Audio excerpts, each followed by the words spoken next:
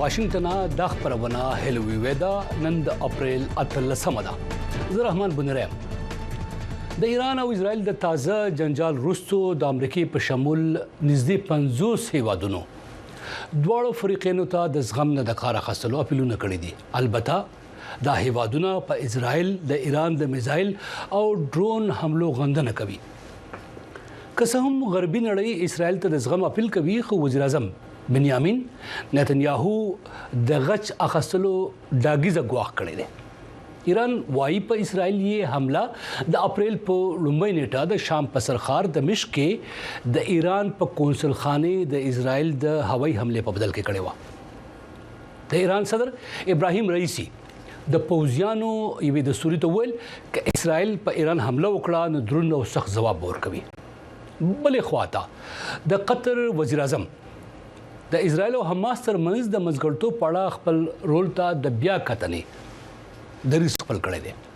د عبدالرحمن الثاني په اند لمنځګړیتوب یې ناوړه ګټه اخیستل شوې وه. قطر له مصر او امریکا سره په شریکه د تیرو څو میاشتو راهیسې د اسرائیل او حماس ترمنځ د خبرو منځګړیتوب کوي چې مقصد یې د یوې اوږدمهاله دزبندۍ او اوربند په نتیجه کې حماس یرغمل کړي کسان راخوشي کول او غزې ته بشري مرستې رسول وو. نن په خپرونه کې په دې موضوع خبرې کوو. دا وخت را سره د پاکستان پخوانی لوړ رتبه سفارتکار او د نړیوالو چارو ماهر هغه رستم شاه مومن سے ملګری کیږي. رستم شاه مومن سے پروګرام کرتے په خیر علي مسلم بشه. مهرباني تشکر ډیر. مومن سے تاسو په د لوړې رتبه سفارتکار پاتې شوی لوی تجربه مو د سفارتکارۍ په منځني ختیځ کې د امن کوششونو خبره کیږي او تمام فریقینو ته ویل کیږي چې د زغم نه کار واخلي. یو پښتنه تاسو نه په شروع کې کوم چې د منځني ختیځ د جنجال ذمہوار آیا ایران نه دی په داسې حال کې چې نړیوال رپورټونه وایي یو خواته حماس بل خواته حزب الله او بل خواته په یمن کې هوتیانو سره ولاړ دی او هم دغه ډلې دي چې په منځني ختیځ کې کله په یو حمله کوي کله بل حمله کوي. که ایران د دې جنجالي ډلو یا د وسلوالو ډلو د کومک نقلار شي نو په منځني ختیځ کې امن پځای کې دی شي. څونه حد پورې دا درې سم ده چې د دې جنجال ذمہوار ایران دی. مومن صاحب څه حد پورې د ایران مسؤلیت شته په یمن کې هوتیانو سره د کومک کوي او هغه کې فوجي کومک هم شامل لبنان کې حزب الله سره کومکونه کیږي پای کې فوجي کومک شامل دی. سیریا کې په شام کې هم د سګوندونه چې هغه سره د ایران چې کوم دی کومک کوي په دې کې شک نشته. خود دې موجوده چې کوم خیال ده د دې مسؤل په اسرائیل دغه وجه دا چې په دې حمله کې شورو چې کوم د دا اوسه پورې چا نه دي کړی چې په یو ډیپلوماټیک میشن باندې چې کوم نه چا بریټ کړی او اسرائیل دومره ځان ضرور وګڼه چې په یو ډیپلوماټیک میشن باندې بریټ وکړو او الته چې کوم د بلا خلک جوړ شو او ډېر خلک پکې مړ شو. دا غي نه پس بیا ایران سبل لار نه وای چې هغه د بریټ چې کوم نه جواب موثر جواب ورکړي. او بل خبره دا ده چې ایران ته دا هم معلومه ده چې د عرب بعض ملکونه چې کوم دي هغه د اسرائیل سره تعلقات هم دي. ډیپلوماټیک میشن دغه استاق په رسمیت باندې اسرائیل په ځاندلې ده. نو ځکه دا ریسپانس چې کوم دا جواب چې کوم هغه دومره دغه نو چې هغه باندې چې کوم د اسرائیل ته څه خاص نقصان رسیدلی وي. ایران ته معلومه و چې رقم ډرون ورزي اسرائیل سره د جواب شته او دا ډرون چې کوم دی دا خپل نخ نشي ایسته. ایران ته دا معلومه و خو ایران دا وار نه وکړي نو الته چې کوم حکومت دی دا غي مرسته په عوامو کې په ولس کې ډېر زیاته کم شوی وي. نو ایران مجبور شو د مشت د برید نه پس ایران مجبور شو چې د حمله جواب ورکړي. محترم رستم شاه محمد صاحب تاسو نظر او تجزیه زه اختلاف سره نه کوم خو د یادونې په توګه یو خبر وکم چې تاسو وای په سفارتخانو یا ډیپلوماټیک میشنز باندې حمله نه کیږي داسې حمله یو شمېر هیوادونو کړی دي ځای په ځای د خپل دښمنانو د ختمولو لپاره اسرائیل وایي چې دا حمله دی په ډیپلوماټیک میشن نه کوله بلکې په ډیپلوماټیک میشن کې د نه پټ چې کم سړیو کم چې د ترهګرو د کومک لپاره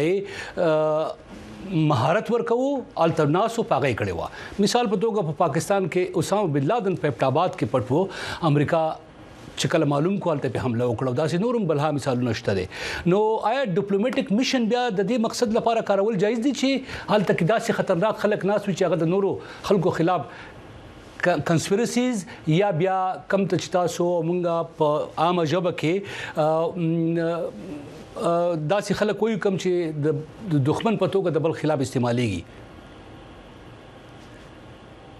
ګورې دا خبره اصولا ټیک ده خو په دې کې به دا قتل غواړي چې آیا دا اسرائیل چې کوم تا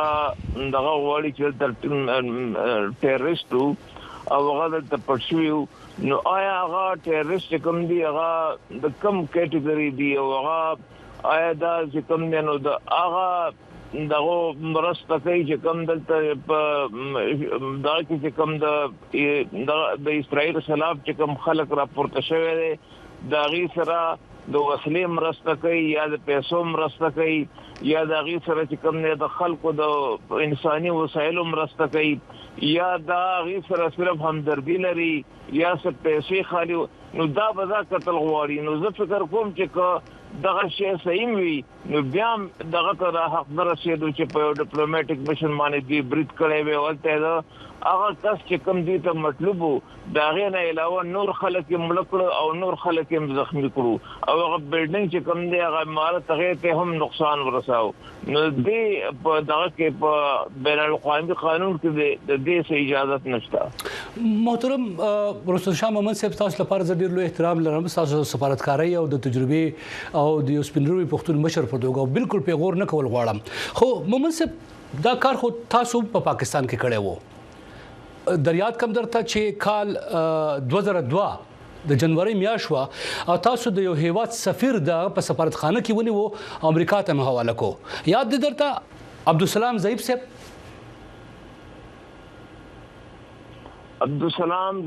چې کوم دی داغه نیول او هغه امریکا ته حواله کول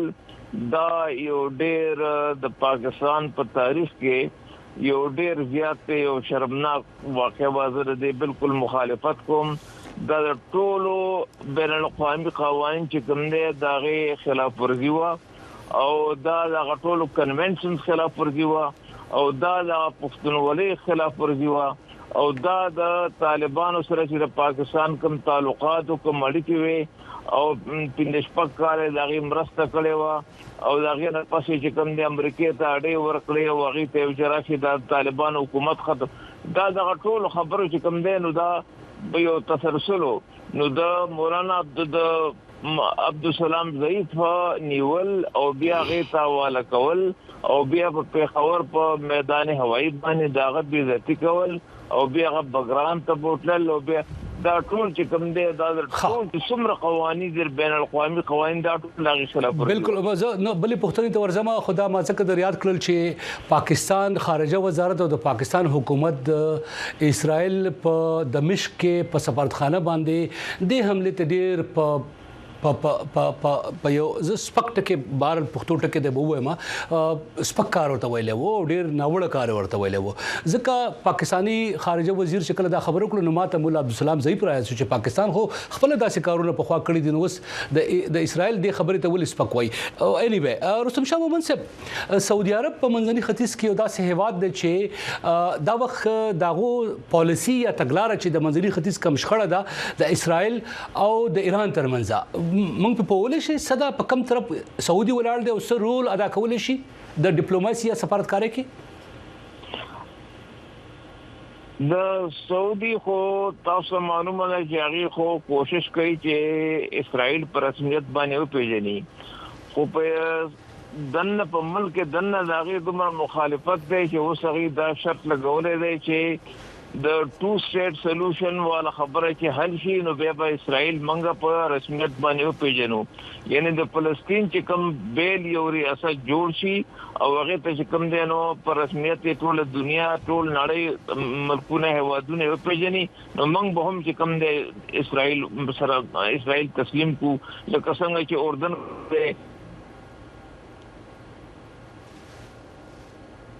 هغه سره ډیپلوماټیک ریلیشن دا کو سعودي عرب رول خو بهشک چشتا خو په دې موجوده دغه کې لکشانتي هغه ځان احتیاط ذکر کوي چې د اسرائیل د کلاو مخالفت هم نشي کولای او د ایران سره دغه چې کوم دی اوس یو دغه کېږي لوزنامه هم شوې ده د قطر په وساطت باندې نو هغه نشي د خدا کولای نو د سیمند لارغي کوشش کوي چې سیمند لار ځان دا کیو دغه د نور عرب ملکونو هم دي د یو ای هم دا غواړي چې رسې بالکل کلاو د اسرائیل په مخالفت کې رانه شي اردن هم دا غواړي چې کلاو د اسرائیل په مخالفت کې رانه شي ځکه چې د دواړو سره چې کوم د ډیپلوماټیک ریلیشن دي او قطر یو د ملک دی چې هغه مخکې چې کوم دی دغه د درېمګړي کردار ادا کړو اوس هم هغه کولای شي چې درېمګړي کردار ادا کړي او مصر یو ځای شي او بخي محترم محمد صاحب بخي تاسو خبره کې په منځ کې راو دنګل دا مې ځکه وکړل چې د قطر چې کوم وزیر اعظم دی هغه عبدالرحمن الثاني هغه بیګاش په چکلا د ترکیه د ورډو چارواکو سره یو ځای پریس کانفرنس کوو نو هغه خو د هغه منځګړتوب نه هم لاس واغسته یعنی خپل هغه ول چې ری تھینکینګ یا بیا د سره ورته کتنه کوي کوم چې هغه د حماس او اسرائیل په جګړه کې کوو د برام تکړه شو یا واکړه شو خلکو د راخلاصولو لپاره او غزې ته د امداد رسول لپاره دا یو بل باس ته په دې بس پښتنه کومه خو زه د سعودي د زم یو بل کوېشن ته محترم مومن صاحب دا وخت یو مسلمان هیواد د ایران او په اسلامي نړۍ کې زیاتره خلکو د غوسر خواخوږي لیدل کیږي په ولسی کچ باندې ځنی نړیوال ماهران داسې هم اټکلونه کوي چې ممکنه توګه باندې ک اسرائیل بیا حمله وکړه او د ایران اټمی بټۍ چې کمیدي هغه په نخ کړي نو جنجال غټېدي شي او بیا د اټکل تر دې حد پورې خلک راکاږي دا مزه چې گویا نړۍ په غټو بلاکس کې تقسیمې دي شي او دا لوی جګړه جوړې دي شي تاسو هم داسې فکر کوئ چې دا جګړه د نړۍ په غټو بلاکونو کې یا په ډلو کې ویشل شي او وګدې دي شي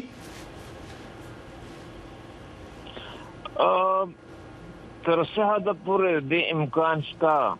او ډېر امکان یې ځکه نشته چې نن سبا په دې موجوده حالاتو کې ایران بالکل یو طرف ته شوی دی آیسولیټډ دی دغه مرګري ډېر کم دي نو ایران کوشش کوي چې ځان سره د خلک ودري چې هغه د دې ریجن چې کوم دی اوس یعنی ډېر مهم هوادونه دي لکه ترکی شو یا پاکستان شو یا چین شو دغه شو نو دته ډېره ګرانه وي نو زه فکر کوم چې دا اسکلیشن خو کېدی شي دا کانفلیکټ دا جګړه چې کوم دی دا خو نورو هوادونو ته هم چې کوم دی خورېدی شي خو د هغې زیات امکان ځکه نه اینما چې ایران چې کوم دی د هغې دپاره دا ډېره ګرانه ده چې ځان دپاره داسې خلک وګوري چې هغې د سره ودرېږي مضبوط ودرېږي د اسرائیل خلاف ځکه چې اسرائیل سره ټول یورپ دی ټول امریکا ده او بعضې عرب ملکونه دي بعضې ورسره پټ په پټه دي بعضې ورسره ښکاره په ښکاره دي د ایران دپاره چې کوم دی حالات په دې موجوده دغه کې چې کوم دی لکشانته مشکل دي د اسرائیل لپاره آپشن ډیر دي د ایران لپاره آپشن ډیر کم دي مومن صاحب د پاکستان خو تر اعظم وختي موږ د پراکسیز خبره کوله پاکستان باندې په نړیوال کچ داسې تورونه وخت په وخت پر رپورټونو کې پورې کیږي چې د هم پراکسیز ساتلې دي د خپل دښمنانو خلاف کاغه هند ک په افغانستان کې او قبل ځای اوس دا جګړه چې د ایران او اسرائیل وګديږي آیا داسې بیا هم تاسو فکر کوئ چې په پاکستان کې ځینې وسلواله ډلې چې دي هغه به بڑی راکاږي چې د موقعنا ګټه پورته کی پاکستان کې پکور د نن هم او د پاکستان بهر هم دا سې ډلې په خوا هم ریپورټینګ راغلي دي مومن څه تاسو خبري چې د پاکستان تر شام پورې رسیدلی وي د جګړې لپاره نو دا ځل پاکستان باید څومره سترګې خلاصي وساتي وګونه خلاص وساتي او په خپل پلو باندې پکور د نن بار نظر ساتي چې دا قسمه جنجال پکور د نن یا بهر بیا جوړ شي پاکستان ته د دې د منځري ختیځ د جنجال نه زه فکر نه کوم چې دا په دې موجوده حالاتو کې دا خبره ممکن دي چې پاکستان کې دلته دنه بعض د ډلې چې کوم دي چې غیبا یا د ایران چې کوم دي په حمایت کې چې کوم دي سب کاروایی وکي دا مشکل ډېر ګرانه ما تخکاری ځکه چې دلته بعض ډلې شته نه دلته چې کوم په بلوچستان کې چې کوم دغه دي هغه د حکومت خلاف لګیا دي اړم دي کنه دغه دغه سرکار نشته دی اگر چې د ایران او د بلوچستان خپل یو سرحد دی او پای کې وخت په وخت باندې په پوله باندې جګړې مغړم کیږي د مخکې ورځو کې د پاکستان تیاری ورلې او د ایران باز دغه چې کوم دی هغه په نخ کول لوي باندې بمباري وکړه نو د ایران او د پاکستان دغه دولتي اړیکې چې کوم دی دام ډېر خینه دي د متاسفانه دا چې څومره پکار واغ شان نه دي او خدل ته د ډلې موږ توسکاري نه په قبایلو کې نه په بلوچستان کې او نه په سند او په پنجاب کې او نه په پښتونخوا کې دلته په خیبر پښتونخوا کې دا ډلې نشته چې هغه به کوم دی د ایران طرف واخلي او د اسرائیل خلاف چې کوم دی بس کاروایی وکي یا پاکستان نه به وکي یا پاکستان نه بار هغه باندې په د حکومت نظر ډیر زیات دغوي او اوس په دې موجوده حالت کې به داغي نگرانی نور هم زیاته شوي خدا سے خلک زینم نه چې د سشتہ د شړل لشتہ چې هغه بر دې حالاتونه پیدا والی او د یو طرف یا د بل طرف چې کوم د داغي مرسته به شروع کی په پیسو سره یا په ویپن سره یا په دغه سره دا سم تخکاری نه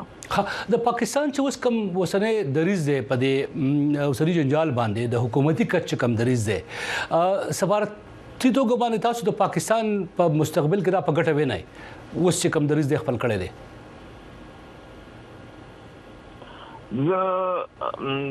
د پاکستان د وسنه دغه چې کوم دی لږ کمزور دی ځکه چې یو طرف ته ایران دی هم سایه دی او بل طرف ته امریکا ده پاکستان چې کم یو کار کوي د سین ماحول دی ته ګوري چې په دې باندې با دغه څه مشکلات خوني ځکه چې د امریکای نه امداد راځي کومک راځي دغه راځي نو دوی دا نه غواړي چې د امریکای سره چې کم دی اړیکې خراب شي خو امریکای ته دا پته لري چې د پاکستان باندې خپل مجبوریان دي او دلته د اسرائیل خلاف ډیر لوی او ډیر پټول ملک ډیر غم او غصه ده او ډیر نفرت ده او ډیر کرکه ده او ډیر مخالفت ده نو دا خبره امریکای ته پته راځي چې راغی د سفارت دی هغه ټول خبرې کوي نو پاکستان به تر د منځلار وي خو ورسره به د ایران د حمایت خبرې کله کوي ځکه چې لکه چې ما ارزو کو چې ایران سره چې کوم دی پوله شریک ده او بل چې ایران یو اسلامي هیواد دی او د یو دغه د یو ځاین سټیټ چې اسرائیل سره چې کوم دی دغه مقابله ده نو کله بخامخا د ایران په مرسته کې بینونه موینه ورکي خود د بینونه زیات د پاکستان په دې کې سرول ماته نخکاری ها محترم رستم شاه محمد صاحب او بخیتا سره ما ډیر وخت واغستو لوز مر سره کړو چې ضرب مر سوتو ما خو تاسو چونکې خبرې ډیره مهمه دي نو ځکه زما یو سلور منټه بنور پکار وي تاسو نه خپنه شي د طالبان په افغانستان کې چې کوم واکمن دي دا وخت تاسو فکر کوئ هغه به هم د منځني ختیځ جنجال کې واقعي نو یو قسم چیلنج هغه تم سي واقع دي شي په دې ایران سره بلخي په گاوند دي او د ایران د افغانستان سره هم جنجالونه لانجې شته دي او هلته کې بلها د ملګرو ملتونو رپورت تر مخه القاعده هم د آیسس هم د الت ایست ترکستان موومېنټ هم د خپل پاکستان چې کوم ورته خپل غلیم یا دښمن ډلوي ټي ټي پی تحریک طالبان پاکستان او افغانستان کې دي تاسو فکر کوئ هغه لپاره هم مسلې څه وکړي ورې د سمرا دغه چې تاسو یاد کړو د اسرائیل خلاف ټول دي د اسرائیل خلاف د دې یو نظریه دا یو عقیده دا یو اوپینین دی یو نظر دی نو په دې کې کوم دی القاعده دی او نورم دی خو د طالبانو حکومت چې کوم دی تاسو به یاد دي چې د پاکستان سره معاملې ډېر ټیک نه دي او پاکستان چې کوم دی د پوله باندې کار لګولې دی او بیا د تک باندې پابندیاں لګولې دي نو دغه اړیکې خېنه دي او په دغه وجه باندې افغانستان د طالبانو حکومت چې کوم نه د ایران سره خپل رابطې تیز کړې دي او د ایران او د افغانستان تجارت چې کوم نه تقریبا $600 مليون ته ورسید او دا بنورم زیاتېږي نو افغانستان دا وړي طالبان دا وړي چرورو د افغانستان انحصار په پاکستان باندې کم شي چې څومره کمول شي کم شي نو دغه شی د افغانستان طالبان چې کوم دي بنغواړي چې د ایران سره خپل اړیکې خراب کړي دا غي چې کوم دي اړیکې نن سبا ډېر خیر روان دي هغه چې کوم دي مخکې سره معاملې وي د پولي معاملې وي خو اوس چې کوم دی چې د پاکستان سره دغه معاملې ډېر خراب شوې دي نو هغه چې کوم دی د هند سره اړیکې زیاتې د ایران سره اړیکې ډېر زیاتې د سنټرل ایشیا د هیوادونو سره خپل اړیکې خېکول کوشش کوي نو دغه چې کوم دی اوس دغه چې کوم دی د فارن پالیسی د خارجه پالیسی محور چې هغه لږ شانتي بدل شوې د غزيات ایران او هند طرف ته دی رسوم شاه منصب یو بل پښتنه زماغه ګورې رسول شاه منصب او تاسو आवाज راځي اخره پښتنه جی تاسو وختي د قطر ذکر کوم په دې وزرسو پښتنه کوم قطر د منځګړتوب کوو تاسو وختي مول چې د یو کردار لوبول شي کله چې ما د سعودي عرب پاک له تاسو کړو قطر دا وخت فکر کوي چې د منځګړتوب ته بغاړه کیږي په داسې حال کې چې هغه خود حماس او اسرائیل ترمنځ چې منځګړتوب د غیرم پشاشو هغه خو ځکه پشاسو کې حالات تغییر شو حالات بدل شو خو امریکا ورته وایي د امریکای په وینا باندې یا د امریکای په سفارش باندې یا د امریکای په دباو باندې به قطر دې ته تیار شي چې دې منځګړتوب ته کوم نه غواړي کیږي برستو براولو سمدا ډیره زیاته مننه محترم رستم شاه مومن صاحب په دې پروګرام کې تاسو موږ ته وخت راکو او زه د زحمت لپاره بخښنه غواړم تاسو په شروع کې په اسکایپ په کنیکټیویټي کې زحمت وو زه ډیر خوشاله شوم چې تاسو سره ډیر زمانه بعد خبرو شوم مومن صاحب ډیر تشکر ډیر مننه زه تاسو ته بدوي چې 16 زو کې د پاکستان یو بل رتبه سفارتکار هغه عزیز وزیر صاحب موږ سره ملګری کیږي او د اسرائیل د واکمنه ګوند د پارلمان غړي امیت حلاوی به ما سره ملګری کیږي کوم چې د اسرائیل په پارلمان کې دا وغړي دی په اسرائیل کې په پارلمان کې غوسه ولیدا 2-3 غونډې وشوي د جنگ د کابینه څه کېدونکو دي تاسو نه بده کو خو دینه مخ کې په واشنگټن ډي سي کې ماهران یا سیړونکو د امریکا اوسنۍ چې کوم تګلارې د منځني ختیځ په اړه باندې دې ته پس نظر ګوري او اټکلونه چې کوم کیږي د جنگ د خبرېدو یا پراخ کېدو په دې باندې د VOADEEWA خبريال ارباب محمد علي د سیړونکو سره خبرې کړې دي او یو رپورټ تیار کړی دا رپورټ چې څنګه راشو موږ بزو یروشلم ته په یروشلم کې خبرې کوو د اسرائیل د پارلمان د غړي امیت حلاوی سره ما سره اوسه د اپریل په 16 نیټه په اسرائیل د ایران د ډرونز او میزایلو د حمله وروسته امریکای او نورو ملکونو په اسرائیل غږ کړی دی چې د زغم نه کار واخلي خو څېړونکي وایي اسرائیل ایران ته د ځواب ورکولو په لارو چارو غور کوي I think Israel's probably looking at a range of options. زما په خیال اسرائیل دا وخت په ممکنه توګه په یو شمېر لارو غور کوي لکه څنګه چې دوی په شام او د منځني ختیځ په نورو سیمو کې لکه د پاسداران انقلاب د غړو خلاف عملیات کړي دي نو زما په خیال اسرائیل په داسې لارو غور کوي چې ورسره له یو پیغام سره ایرانی رژیم ته تاوان هم شامل وي کېدای شي اسرائیل د ایران پر قومي حساسو ځایونو او بنیادی اډانو بریدونه وکړي د ایران صدر ابراهیم رئیسی په تهران کې پوزي پریډ ته خپل وینا کې یو واره بیا اسرائیل ته د جوابي بریدونو خبرداري ورکړه او ویلي دي چې لومبي بریدونه یې یوازې خودنه وا او که اسرائیل په دوی برید وکړي نو دا ځل به بریدونه اسرائیل ته ډېر زیانونه واړوي رئیسی د اسرائیل سره مرسته کوونکي هوادونو ته هم خبرداري ورکړه ده Israel was able to defend itself, but it also got the cooperation. دا یوازې په دې نه چې اسرائیل خپل دفاع کړې ده بلکې په دې کې ورسره د امریکای په منځني ختیځ کې د ائتلافیانو او د یورپي ملکونو مرستې شامل وي دا مشترکه هڅې وي نو که ایران داسې کارونه بیا په مستقبل کې کوي نو نه یوازې تاوان به زیات وي بلکې په نړۍ کې به نور هم زیات یوازې سي په 9 اکتوبر حماس په اسرائیل برید کې یو شمېر کسان یرغمال کړي وو او شاوخوا 1200 یې وژلي وو د اسرائیل په ځوابي عملیاتو کې د غزا د صحت د وزارت تر مخه د 3,000 نه زیات فلسطینیان وژل شوي دي وزارت وايي وژل شوو کې زیاته شمیره د ماشومان او ښځو ده د ملګرو ملتونو تر مخه اسرائیل د عملیاتو او د بشري مرستو په لار کې د خاندانو په وجه غزا د بشري ناورین سره مخ ده ملګري ملتونه او بشري مرسته کوونکي وايي غزا کې په پراخه کچه خلک د لوګي سره مخ دي قطر ویل دي چې د اسرائیل او حماس ترمنځ د جنگ بندۍ په اړه مذاکرات حساس پړاو ته داخل شوي دي امریکا قطر او مصر د اسرائیل او حماس ترمنځ د اوربن د اسرائیل د یرغمل کسانو د راخلاصولو او غزا ته د زیاتو بشري مرستو د پاره د یوې لوزنامې ترلاسه کولو هڅه کوي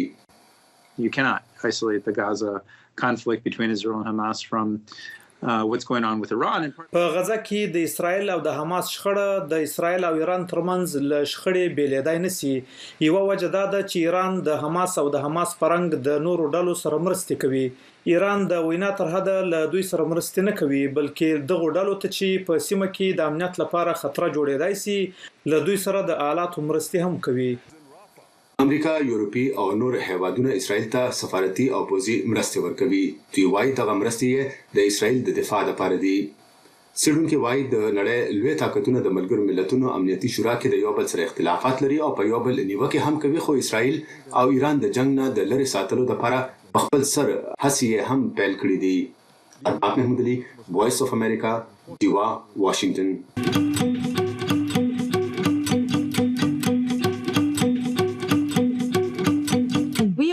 په سېټلایټ ټي وي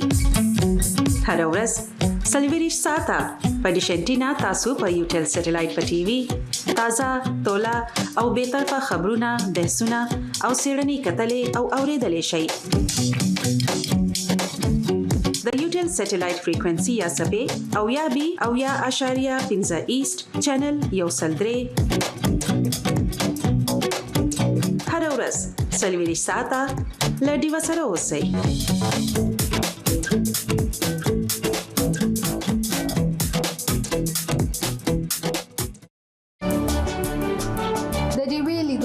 تاسو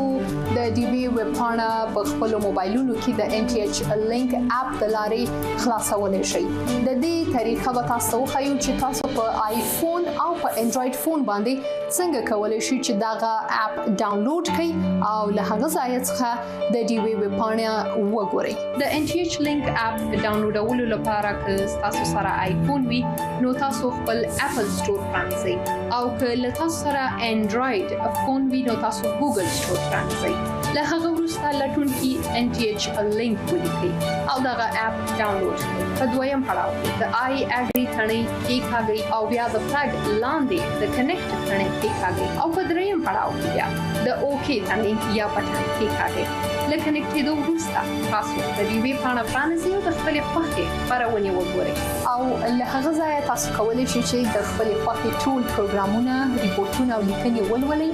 او وګورئ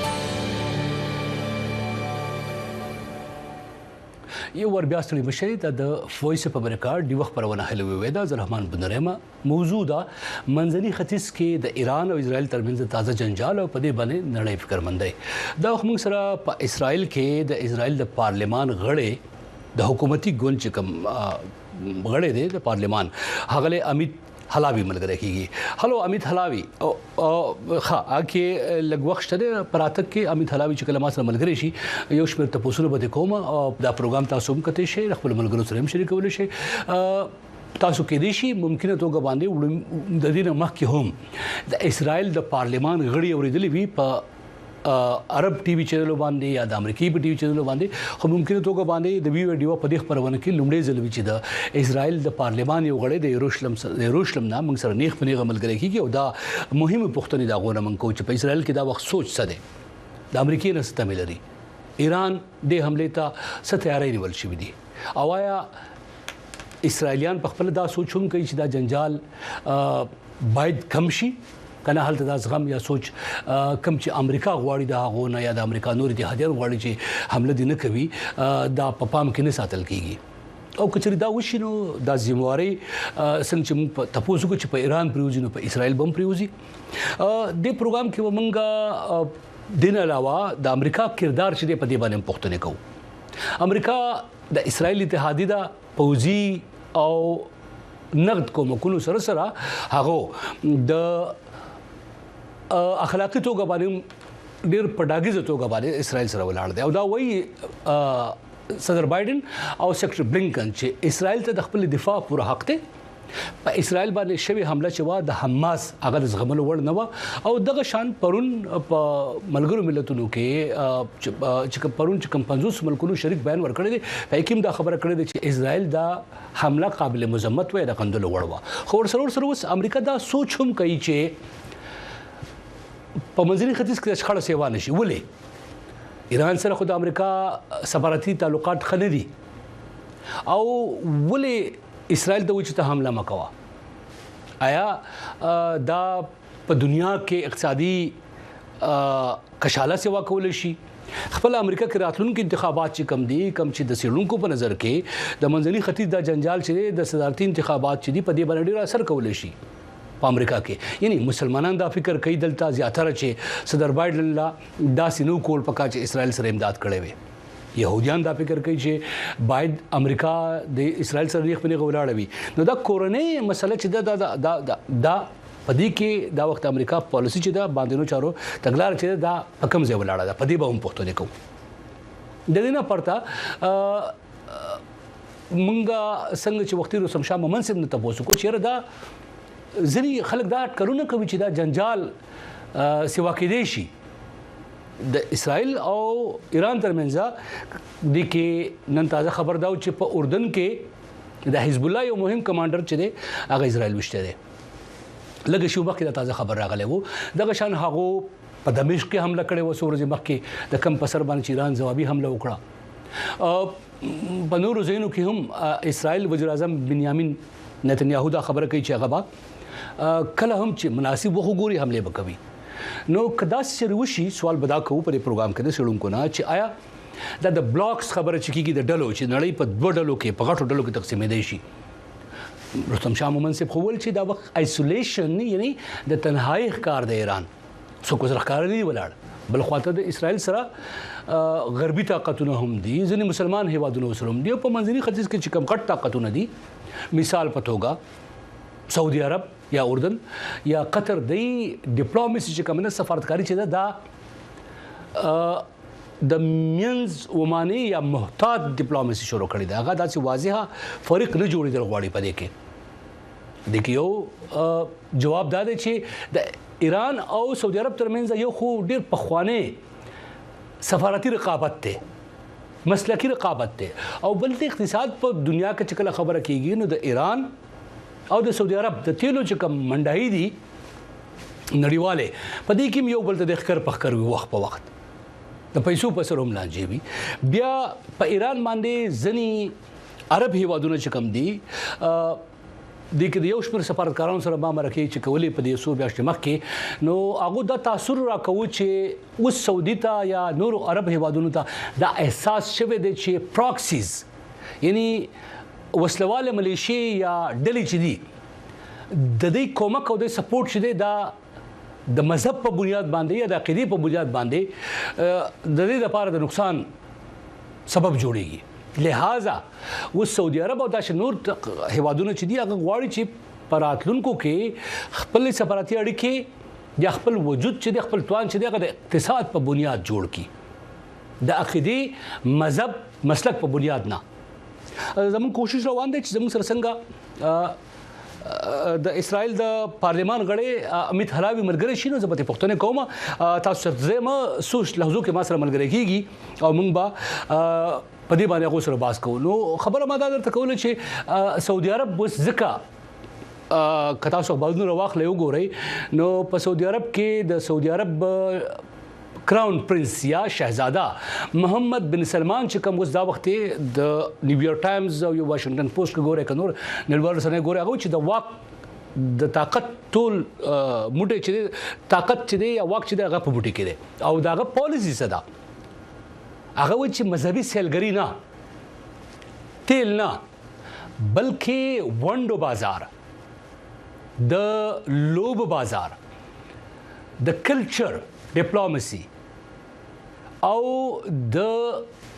نړۍ چې کوم مصنوعات دغه ډیپلوماسي یا دغه بازار چې دی دا سعودي عرب باید پراخه کی او ځکه هغه هلته کې یو لوی خار جوړول شروع کړی. په دې بنور باس کوم خو ما سره دا وخت د اسرائیل د پارلمان غړي د کنیسټ کې د لیکود ډله چې کوم د هغه غړي هغه امیت حلاوی ملګری کیږي. هلو امیت حلاوی, thank you so much for joining us. Hello, thank you for inviting me. I really appreciate your time. Let me start from this question. How does Israel perceive the threat posed by Iran's regional activities in its nuclear program? Well, the Iranian regime is actually threats the peace of the whole Middle East. It's not only about Israel and not only about the Middle East, by the way. It actually threatens the peace of the world. And you can see it wherever he's involved. He has brought destruction to the society, to the country, drugs, war, terror, wherever, Lebanon, Syria, Iraq. So I think the main goal of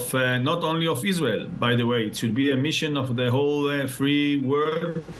the free countries, is to actually take care that we will liberate. Yes, we should care for the liberation of the Iranian people and from the regime of the Ayatollahs, those Ayatollahs. Mr. Halabi, I have a question for that, but just please bear with me. Let me translate that for my audience. Mr. Halabi ne mada taposu ko chira taso په اسرائیل کې دا خطر چې کوم دی علاقائی مسلو لپاره د ایران لخوا څنګه ګوري دیتا ناغوي چې لوی خطر په سرګورته ګورو د پراکسی سره کومک کوي چې حزب الله د حماس ته کهوتیان دي او د سیویل لپاره هم خطر دی او نړۍ لپاره هم خطر دی او اسرائیل دې ته چټک دی او غواړي چې نه یوازې دا چې د نړۍ ترټ چې خطر چې د ایران نخلاص کې بلکې په ایران کې دننه هم ولس د آزاد شي. Mr. Halabi, what specific actions does Israel believe are necessary to counter Iran's influence and ensure regional stability? Look, our Prime Minister said that there will be a response. It will be, I hope, painful response. But again, I repeat, the specific response, Israeli response to this military attack of the Iranian regime, it's not the major issue now. The major issue, and I'm saying it also to your viewers, because Iranian and Pakistan and everywhere that you have those extremists, those radical Muslims, that their goal is actually to take over the whole world. We are only the small Satan. The great Satan, the great devil, is the United States of America. I mean, there is a program for the Iranian regime. It's not something that, they did yesterday because they thought about it 2 days ago. This is the Shian vision. This is the Muslim Brotherhood's vision. It's on the table. So the real issue is not only our response, which will be. The real issue is the free world response to the same thing that we, our father and mother, our grandfather and grandmother, it's not something from the Middle Ages or something we saw 8 years ago. I mean, we are in the same status. We can see a state with ideology that actually, it's not hidden somewhere. They are saying it very loudly and clearly that they want to destroy Israel. They want to conquer the world. This is the vision. We can see the development of the tools, of the military tools, of the missiles, as we saw in the 30s and the 40s of the last century with the Nazis. Yes, I mean, we see the same methods. And, then Europe, decided not to be involved for many years, although this process was on the table. And that's why I'm saying again, our mission, our generation mission is to take off this dangerous regime from our world. Mr. Harabi, let me summarize this in Pashto. The which munga Israel chikam de aga Iran ke Shia regime ya taqat chhe khatar patu guri kam je Musalmanan tundra wadali di da gosukum komak kavi aga da mulk la param khatar de the simila param khatar de Iran khudir wazi ha which de ba Israel laman zawdi au Israelian jidi da pakhwara se padi khabarum di au da Israel prekra kare de chida khatar laman zawdi. What is Israel's assessment of the effectiveness of diplomatic efforts, including sanctions and negotiations, in addressing Iran's behavior? Well, I think that the first element that you have mentioned is very, very important. I mean, we were in, Iran regime was under a real blitz of sanctions a few years ago. Unfortunately, in the current government of the United States, it was changed, and many of the sanctions actually were cancelled. That's why I think this is the first thing that the not only United States of America, also Europe must do. I was glad to hear that part of the European leaders said that they are considered actually to re-establish, to make those sanctions again. And I think it's very important because the Iranian people know, and I think it will be a very essential pressure inside Iran if those sanctions will be implemented. All right. They which sanctions ya pagat ganun chidi da zaruri di o da European Union chikam gag kare da de har kale kavi au Iran bane pabandi chi da mushkilat o kamul ke kirdar da kawleshi. Mr. Halavi, let's besides the military action, let's talk about diplomacy now. In the event of Iranian attack, what measures does Israel advocate for in terms of response and international support, particularly from the United States? Yeah, please repeat your question. I didn't hear the beginning, so I didn't understand. Okay, my question is, let me repeat my question. In the event of the Iranian attack, what measures does Israel advocate for in terms of response and international support, particularly from the United States? Look, we got over the recent months, include the Iranian attack against Israel. We have a very good cooperation from the states, but I must say it was only in the defense dimension. I mean, as you see, the Americans, besides a few points in the Houthi, in the Yemen, North Yemen regime, I think something from the power of the West, out of the fact that it didn't attack the Iran itself, although Iran,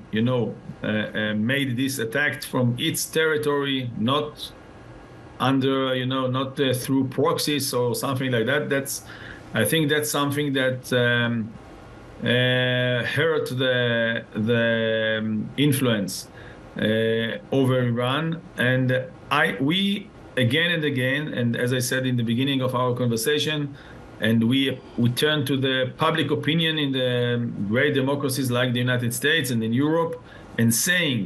it was not a long time ago when Europe and the whole world faced a similar regime with the similar ideology, and it was not hidden, and they were silent. That's why we expect from our partners to the modern values, include India, by the way. That I want to tell you something about it. Okay. That the fact that the Shian actually the Shian regime leads this terror attacks and terror movement in the world. That many of the Sunni movements includes the Sunni regimes in other places, like the extremists in Pakistan. They don't like it, so it's like that we have a competition who will lead the terror the terror trend in the world, and that's why it's all you must see the whole picture, and you must understand that the head of the snake, the Iranian regime, is actually active not only by its own activities, it's also cause actually a competition with other terror organizations who will make more, and they actually they doing like they did in all over the world. Let me say this. Let me say this, Mr. Halawi. You think that there is a competition against the sectarianism and terrorism. You talked about Pakistan, India, etc., but there are some reports that some countries are not part of that competition. They are still secretly supporting those proxies. So, whatever. I'm asking another question about USA. What assurance or commitments would Israel like to see from the US to deter potential Iranian attacks or aggression? We expect to a very, very aggressive response from the states, not only in the aspect of sanctions, which must be, and it was very effective, and it will be again very effective. That's one. But second, that all the inspections of the nuclear weapon actually lived. They are not in Iran anymore, so they must be again there, and all the treatment to the nuclear projects of Iran must be changed fundamentally. Okay, I have two questions about the nuclear program, so let me translate that, and I'm coming to those questions. Mr. Halawi, which is the American idea loy tamalari پزانګړي توګه پابندۍ یا قدغنونه په ایران باندې سانکشنز او د ایران چې کوم د جوهري وسلو پروګرام دی په دې باندې ډیر سخت نظر ساتل پکار دي. Mr. Halawi, how does Israel plan to navigate its own response to a potential Iranian attack while maintaining strategic alignment with the United States? So I'll tell you what, there are several missions here. The equation that a state like Iran can send hundreds of missiles against Israel, it will be without response. That's impossible. So that's why I think there will be a response. But as I said, I think the general response and the essential response and the complete response that we need to do, it's not only on the Israel's shoulders. We must have cooperations with other governments in order to implement, to make what we need to do in our generation, and that's to take off the Iranian regime at all. By the way, include cooperations with the Iranian people. Okay. That the majority there doesn't want them. I have two more, Mr. Halawi, I have two more questions.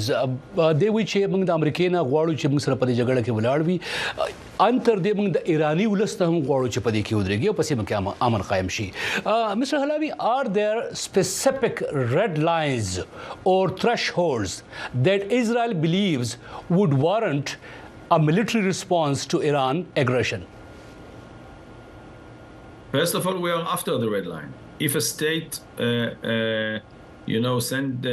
shoot on you 300, more than 300 missiles, this is after we moved after beyond the red line, and that's not only unacceptable. We cannot allow ourselves this type of regime, this type of ideology that it's next to us, like Hamas or even Iran, which is actually nowadays it's considered to be next to us. It's not something that beyond the ocean, and that's why we are in our red lines, and we just need to we just need to make our steps with common sense and to make it even if it will be slowly, it must be towards the target of taking off this regime. That's why the specific response regarding those it will be, but the real issue here is how to make it's more complicated system, but the target should be taking them off. Okay, Mr. Halabi, before I let you go, let me ask you a question about what Knesset think, what Israeli people think, and what the government believes in the de-escalation. So my question is,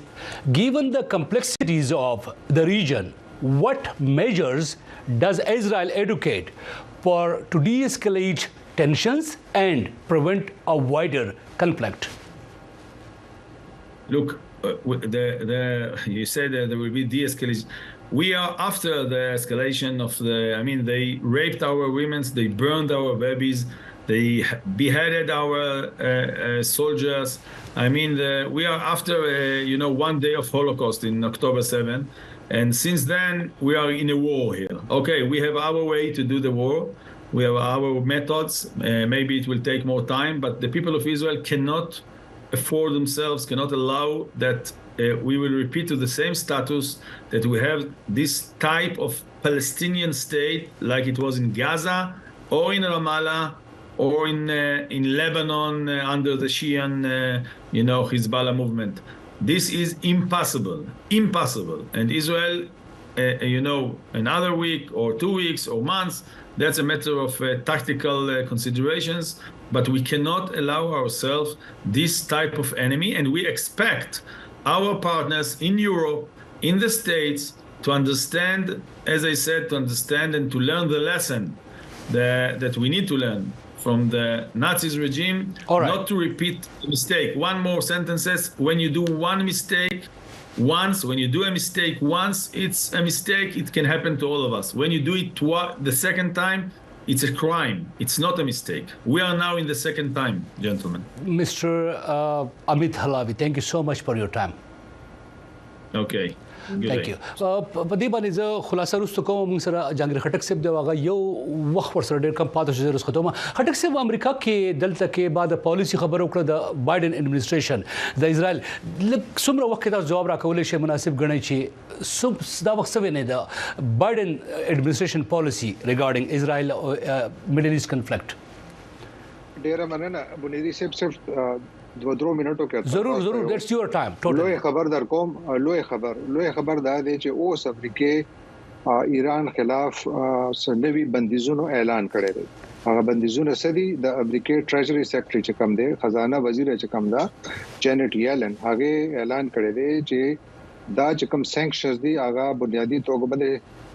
تقریبا شپږ لوی ایراني کمپنۍ دي په هغه باندې بلګي چې کوم د ایران ډرون پروګرام د لپاره کار کوي او بیا ورته دا چې هغه دا هم وایي چې تر اوسه پورې امریکا د ایران شپږ سوا مختلف کمپنیو باندې بندیزونه لګولې دي نو یو خدای چې بندیزونه د شروع شول چې کم بایدن ادارې شروع نویل چې موږ براولو هغه شروع شول دویمه پرون په امریکا کانګرس کې یعنی هاوس اف ریپرزینټیټیو او امریکا سنا دواړو کې مختلف قسم ته قانون سازي شوی دي یو خو چې کم هاوس اف ریپرزینټیټیوز دا یا چې کم ولسی جرګه دا هغه تکي 12 مختلف دغه قوانینو چې کوم د شروع ولا منځوري ورکړل شوې ده چې کوم درلاندې په ایران باندې نوي سانکشنز بلګي نوي بندیزونه بلګي سنا د طرفه هم بالکل دک شانته بندیزونه لګي او هغه ورته دا هم وایي چې مونږه به هغه ملکونو ریفاینریز بم په نخښه کوو چې چاته ایران ولا تیل راځي ولته کې هغه تیل ریفاین کیږي او بیا یو بل دلته کې تحریک په بایدن ادارې باندې فشار اچول کیږي او تحریک شروع د واشنگټن کې چې ایران چې امریکا چې کوم دغه چین په خلاف هم دته ګامونه واخلي چې چین د ایران نه تیل غستل بند کړي په ماته د ښکاری چې د ایران ډرون پروګرام د ایران میزایل پروګرام او د ایران تیلو کاروبار په الحال دا د ښکاری چې په نخښه دي دا ډېر لوی خبر دی چې کوم اوس راغلی لګتا تاول خټک څه ډېر برابر دا د مستر حلاوی خبره به تاسو ورېدلې وي د دې ارادي خوري خطرناک ښکاری هغه چې موږ د ریډ لاین نه وختي د سره بس په ریډ لاین نه پاتې یعنی خلاصه دا خو داسې معلومیږي چې د امریکا کوم غوښتنه چې د بنیامین نتنیاهو نه زغم نه کار واخله هغه چې زغم هم پکې نشته دی دا خو ګوري هغه ولا سیاستوال دغه هو ودا بیان ورکړي پالیسی ډیره مختلف شې دي دا خبره ټیک ده چې اسرائیل به جواب ورکړي کله به ورکړي زمانه د خیال چې فوري توګه باندې به ورکړي بلکې اوس خو اسرائیلي میډیا کې دا خبرونه را روان دي چې نتنیاهو دا فیصله کړی چې یو څو ورځې بعد د پس په کوم نو یو څو ورځې د پس په کومه ته نه کاری چې فوري توګه باندې خو جواب راځي او کدا جواب څومره سخت وي هغه بیا د دې خبره تعین کوي چې ایران څه کوي نه پس خلکو سره غم دی د ایران په اټمي جوهري اټمي بټو باندې حمله کېدی شو دا ډېر لوی جنجال جوړ کی بالکل به جوړیږي دا اوشولون دا ډېر زیات خطرناک وي تکه چې دنه یو علاقې جنگ هم جوړې دي شنو ډېر زیات خطرناک دی بهشکه خټک صاحب تاسو ته کانفرنس ناشته او میټینګ درته ناشته آی ایم سو سوري تاسو باندې ما وېټو کو میټینګ ته واپس ځان رسو او ما بلکې ملګرو ته وختي ویلو چې خټک صاحب برسخت کو خبر تاسو ډېر مهرباني چې ما سره اشاره شوی وای ثانک یو سو مچ زمونږ په دې پروګرام کې بل ملمو محترم ایاز وزیر صاحب او هغه په دې پروګرام کې موږ غوښتل چې راشي ځکه چې ایاز وزیر صاحب نه یوازې دا چې سفارتکار دی سیډون کې دی بلکې د خپل په قطر کې سفیر پاتې شوی دی او د قطر د سفارت کې د پاکستان شکل دی پاتې شوی د قطر په منځني ختیځ کې رول چې دی او کردار چې دی قسم د ډیر ورکوټه هیواد دی د سعودي عرب په مقابله کې د ایران په مقابله کې د ترکیه په مقابله کې د پاکستان په مقابله کې خو د تل ګلوبل کنفلیکټ دي یعنی نړیوال جنجالونه چې دي کاغه تر هغړې دي کاغه د اقتصاد دي کاغه د جګړو دي په دې کې خپل کردار زلولې دي یعنی مثال په توګه په دوحه کې تیر شلو کال راځي طالبانو یو دفتر موجود دی په دې باندې سوالونه کیږي چې په قطر کې اخر ولې موجود دی قطر په منځني ختیځ کې د میډیا کردار چي دي یعنی د الجزیره ټي وي چینل چې په هغه باندې ډېری پښتني کیږي التناغم موجود دي په قطر دا تور هم دي چې په خپل هم په وخت کې حماس ته نقد روپۍ لګلې خو د امریکا سره تعلق دی او ډېر برابر تعلق دی نو د قطر په کردار مت پښتني کولی خو زمونږه د بدمرغینا لیکه چې وسمنه شو موږ به بیا هم کوشش کوو چې په یو بل پروګرام کې محترم ایاز وزیر صاحب ته خواست وکړو سی ورکوټ د مخلم چې راشه نو یو ورکوټ خلاصه را پاتې دغه درته کوم خولې د مخ اثر اوسه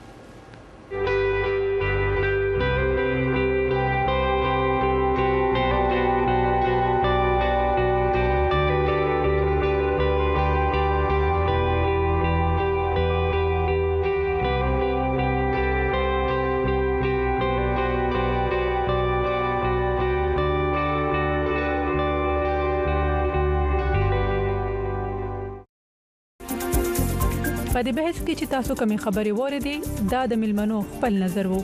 دا د وایس اف امریکا یا د امریکا د حکومت نظر نه وو